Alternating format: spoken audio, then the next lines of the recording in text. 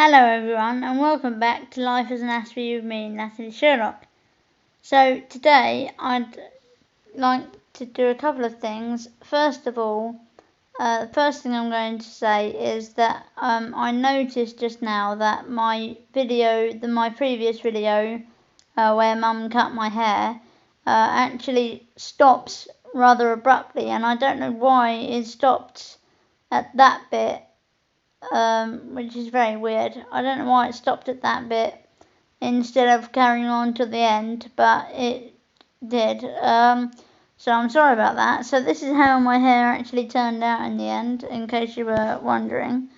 Well, at least I left you with a bit of mystery. So, excuse me. So apologies for that. Welcome to my new subscriber. Hello. I hope you get fulfillment and enjoyment out of this channel and stay with me. So today I wanted to do something that I've never done before. I wanted to do because I know Storytime videos are quite popular. So and I thought it might be funny to share a funny but dramatic story time with you. So this is the time I crashed a quad bike. So I was either 11 or 12, so this was back in 2008, and I was on a school trip, PGL, as we called it, Parents Get Lost. And one of the activities that we did was quad biking, and this is actually Aspie related, because believe it or not, shock horror, because actually it was a twist and go quad bike, and I thought that unless I had the throttle on full, I wouldn't go. So that was the first problem. But I got round the track fine. I got all the way round the track, no problem at all. It was when I came to stop that things went a bit wrong, because instead of stopping, I thought, well, if it won't go if I take if it won't go if I don't have it on full throttle, if I just stop putting my hand on the throttle, then it will stop. But it did not stop. It crashed into the tyres, and I was flung from it, and it flipped and landed on top of me. So it was quite a dramatic scene, a dramatic crash. And I did hurt my knee quite bad, but I didn't actually get any medical attention or painkillers or anything, not even an ice pack or anything, because at the time my confidence was, I didn't have any self-confidence. I didn't have any confidence to ask for things, and because I am so good at hiding pain, and also because I think when it comes to actual real proper pain, it's like kind of diminished a bit. Like I'm hyposensitive to real pain, although I can't deny that it was really painful. But I didn't no one offered me any medical help, so I didn't ask for it. I just put up with it, even though it was difficult to put to the floor. But so yeah, and then obviously it has caused me trouble since then, and also this is a double story time then. So I might as well tell you about when I dislocated it skiing in Austria. So I was on a school trip again. I know I don't have much luck on school trips. So I was on a school trip with my secondary school. The other one was my primary school. And like it was the Thursday, and we were skiing like a blue/red slope. It was like, even though I was in the beginners group, we were skiing like a blue that merged into a red. So blue is actually green slopes are the easiest, what they call nursery slopes. So I don't really like the term nursery slopes. Like it's in the same league as Kitten Hills. It just like makes it sound like, it's hardly anything. So, and then blue is the easy, and then red is intermediate, and then like black is obviously expert, Eddie Eagle kind of style. But I decided, my skis decided to crash. Well, not crash exactly, but I ended up, I don't know how quite I did it, but I ended up facing up the mountain instead of down the mountain. And I was in snowplow position, which is where you put your skis like together, like you. So I can't use my other hand. You put your skis at an angle, so you put your feet together, your toes together. And so basically, I was in that position, like facing up the mountain, and I was too scared to move. I thought, well, should I be in like sort of reverse snowplow, basically, because I'm facing up instead of down? But then I thought, no, I'm too scared to move, because if I move, then I'll start rolling down the mountain. I'll be going backwards down a mountain, which would be even more terrifying. So I just stayed put, and then all of a sudden I felt my knee just kind of went out of place, and I'm sorry if that freaks you out or makes you feel a bit sick, but that's what it did. And I screamed, half in terror and half in pain. But my instructor was not being able to understand me. So, so I was screaming, and the more I was screaming, the less she understood, and the less she understood, the more I was screaming. So it was kind of a whole vicious cycle of screaming and what's. So eventually she caught on to what I was saying, and she said, "Oh my God, I'm so sorry," and took my ski off. And then like that, because that was another like conundrum for me. I was like, well, which ski do I take off first? The good leg, which means I'll have to stand on the bad leg to get out of the good leg, or the good leg on the bad leg first, which means I'll have to stand on the bad leg to get out of the good leg. Yeah. So anyway, so in the end, like I took like both the skis off and laid down sideways, and it went back into place itself. But the only medical advice I got was to walk on it.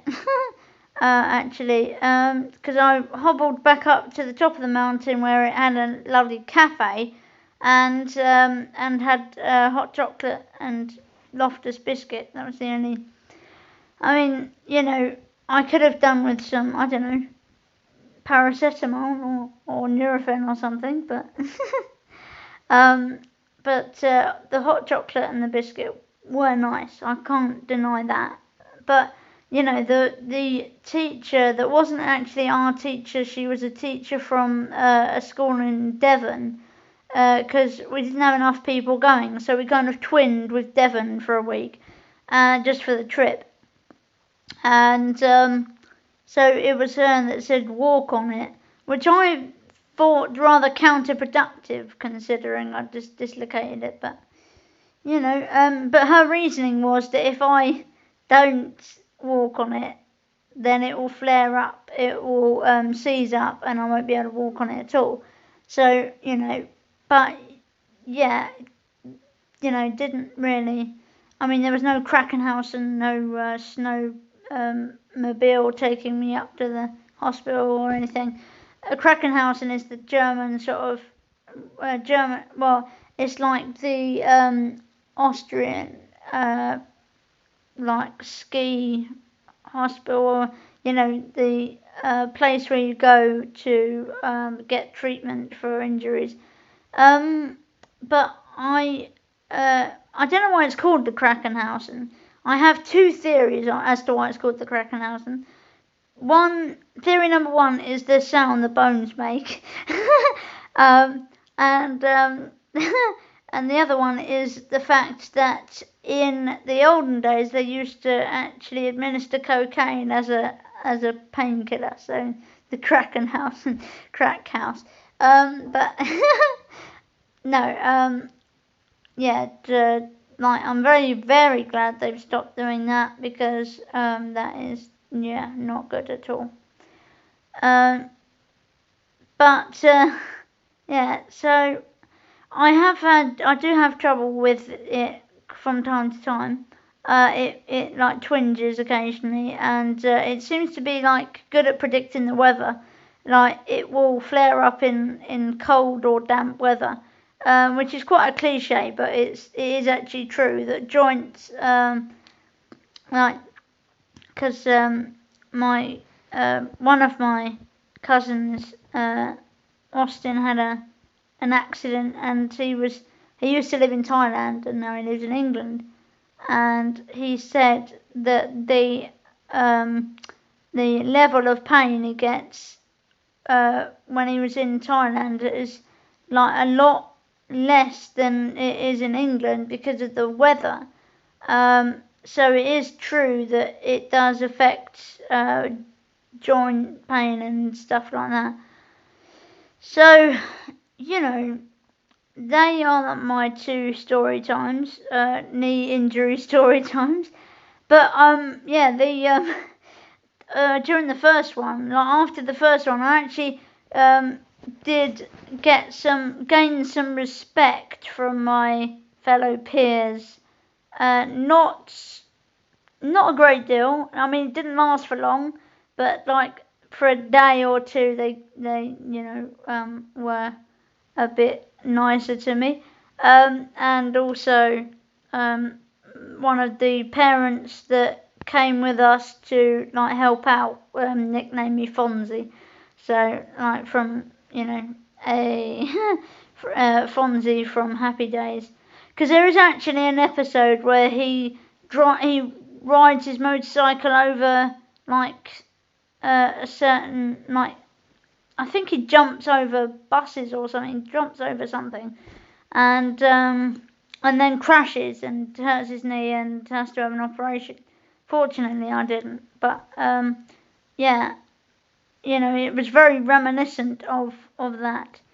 Although actually, I think my crash was a bit more spectacular because of the crashing into the tyres and flipping over things. But yeah, no, there we go. But the funniest thing was my teacher actually said, "Do you want another go?" I thought, no. I like obviously in my head I was a lot less polite than I was in real life. But yeah. But now I'm so glad to see that the sort of like whole idea of first aid in schools has improved like 20-fold really, because obviously when I was on that school trip I didn't get any first aid on either of them actually. But I can't do anything about it. I haven't got a legal case because I signed a waiver before I went. Well, Mum signed a waiver, absolving them of all responsibility. But it was quite careless of them, negligent of them to just let me suffer. But anyways, yeah. So